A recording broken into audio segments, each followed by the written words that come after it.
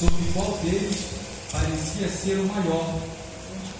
E ele lhe disse: os reis dos gentios dominam sobre eles, e os que têm autoridade sobre eles são chamados benfeitores. Mas não sereis vos assim. Antes, o maior entre vós seja como o menor, e quem governa como quem serve. Pois qual é o maior? Quem está à mesa ou a quem serve? Porventura, não é quem está à mesa? Eu, porém, entre vós sou como aqueles que servem. Versículo 31. E disse também o Senhor a Simão: Simão, eis que Satanás vos pediu para vos cirandar como trigo, mas eu roguei por ti para que a tua fé não desfaleça. E tu, quando converteres, confirma teus irmãos. E ele lhe disse: Senhor, eu estou pronto a ir contigo até a prisão e a morte. Mas ele disse: digo-te, Pedro, que não cantará hoje o galo antes que 3 vezes negues que me conheces. Amém. O primeiro versículo 24 que eu tinha citado, em diante, nós percebemos que os discípulos, ali os apóstolos, eles estavam ali discutindo para ver quem era maior entre eles. E sabemos que já estava perto de Jesus ser crucificado.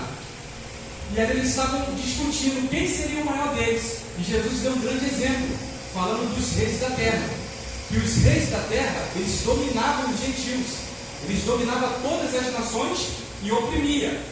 E Jesus estava falando para os seus discípulos que eles não deveriam ser como os reis, que eles deveriam ser diferentes, porque os reis, eles comandavam todas as cidades e oprimiam o povo. E Jesus falou: vós não serão assim, vós serão diferentes. Aquele que é maior será o menor. E ele deu o exemplo da mesa, estando um sentado sobre a mesa e outro servindo. Quem é o maior? Jesus estava sobre a mesa. Então ele está dizendo que tem o que senta à mesa e tem aquele que serve.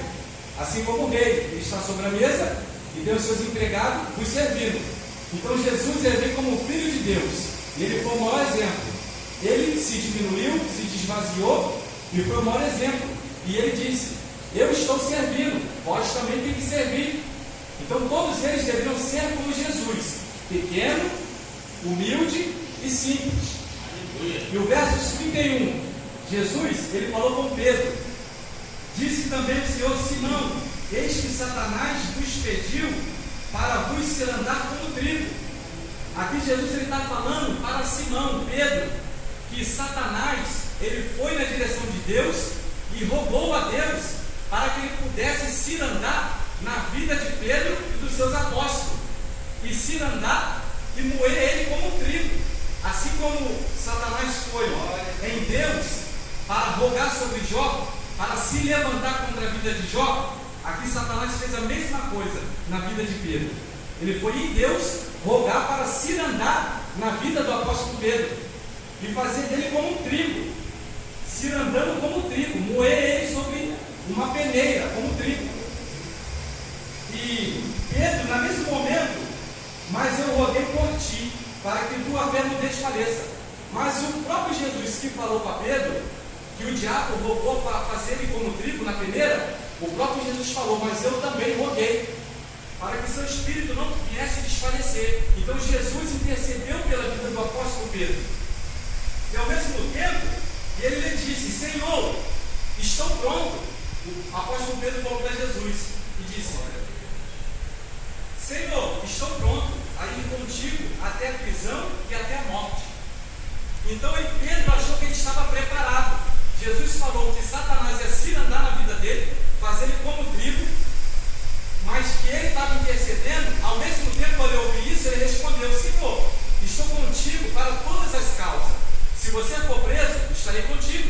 Se o Senhor for para a morte, também lá estarei contigo.